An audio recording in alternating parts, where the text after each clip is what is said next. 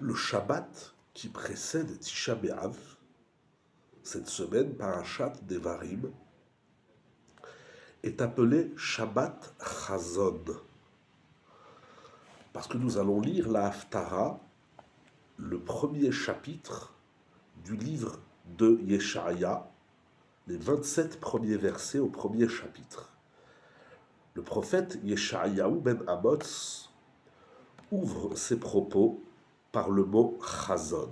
Chazon Yeshayahu ben Amoz, Asher Chaza al Yehuda v'Yerushalayim bime Oziyahu Yotam Ahaz Yechizkiyahu Malche Yehuda. Le prophète Isaïe, Ishaya Navi, va prophétiser durant le règne de ces 4 rois. Oziyahu, Yotam, Ahaz et Yechizkiyahu, qui sont les rois de la Judée Malche Yehuda. Donc ce Shabbat s'appelle Shabbat Chazon. Dans le Mikraot Gedolot, édition Arscroll, rapporte au nom du Eretz Tzevi une idée fantastique. Nos maîtres enseignent qu'il y a un parallèle entre Moshe Rabbeinu et Yeshaya Hanavi, comme le développe longuement le Shlah HaKadosh et le Ramban dans Bamidbar. Le Eretz Tzvi explique ce parallèle. Akadosh Baruch Hu a montré à Moshe Rabbeinu d'or vedorshav. Dieu a montré à Moshe chaque génération et les maîtres, les étudiants en Torah, les dorshim, ceux qui recherchent à comprendre, à étudier, à connaître la Torah.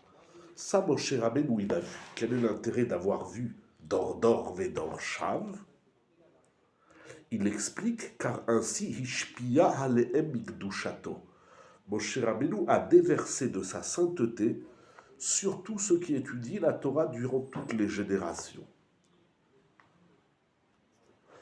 Ainsi, Dieu a montré à Yeshaya, un avis au prophète Isaïe, tout ce qui va se passer au peuple d'Israël, tout ce que le peuple d'Israël va traverser durant l'exil.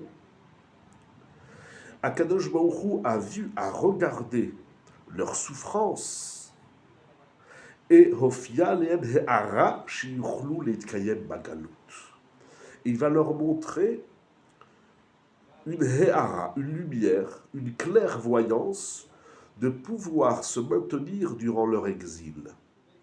Parce que l'exil nous fait perdre beaucoup de plumes par l'assimilation, par les pogroms, etc.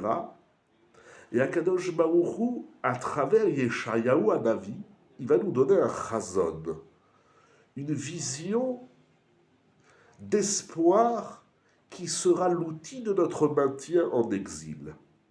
C'est la raison pour laquelle ce Shabbat est appelé Shabbat Chazon, le Shabbat de la vision.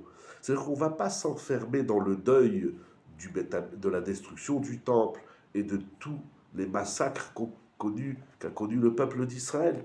Mais à l'intérieur de ça, il y a une lueur d'espoir, une lumière. Car, dit-il, en lisant par la lecture de cette Haftara, Bit-Horer s'éveille, se met en place, Mashechaza Vehibit Yeshaya Hanavi Alenu, c'est-à-dire va s'éveiller ce que le prophète Yeshaya a vu de bon, de meilleur pour le peuple d'Israël. Shabbat Chazon, c'est le Shabbat de la vision prophétique, de la vision du meilleur, de cet espoir profond qui anime le peuple d'Israël. Et c'est le parallèle avec Moshe. De la même façon que Moshe, il a vu tout ce qui allait se passer. Et par cette vision, il a déversé de sa sainteté sur toutes les générations, à dire tous ceux qui vont recevoir et étudier la Torah.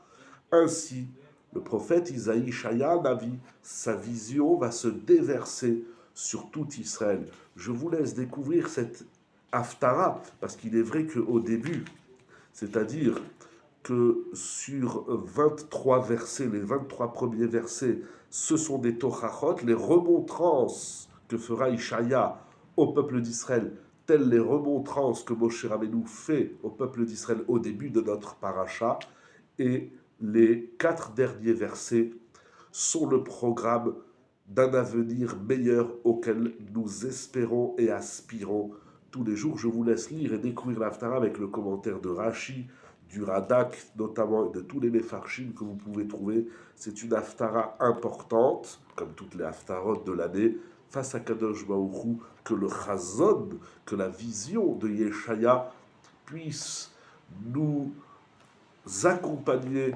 dans notre exil, dans les souffrances du Ham Israël, et que se réalise en nous le dernier verset de la Haftara, Tzion, Bemishpat Tipade, Veshaveha Bitzdaka.